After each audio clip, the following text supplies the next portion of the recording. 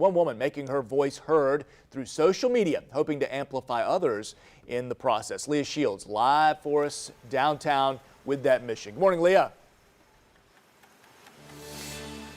Good morning. Well, these fun scooters are probably one of the only reasons you've been to downtown Jacksonville recently, but unfortunately they don't solve the lack of development here. So one woman started an Instagram account to get the point of view of locals, what they want to see happening in downtown.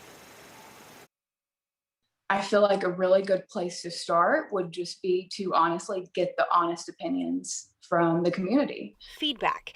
That is what Shelby Vandervoort is giving on her Instagram page, Encourage Downtown Jacksonville. A lot of the city developers are kind of just planning on what they think will work instead of taking the time to really understand what the community wants or needs. What she wants is not scooters. She wants a major focus on solving the homeless issue and building more affordable housing options in the area.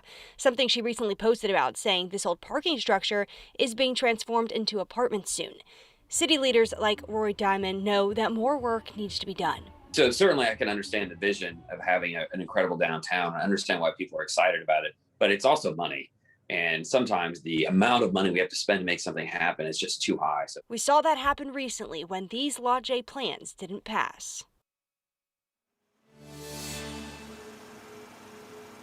And Diamond says the market needs to change. The businesses want to build here in downtown. Now, Vandervoort believes that once they make downtown a great place to live, a safe place to live, then that will happen. As for what the mayor thinks, I did reach out to his office and try to connect as well with the Downtown Development Board, but they declined to comment for this story.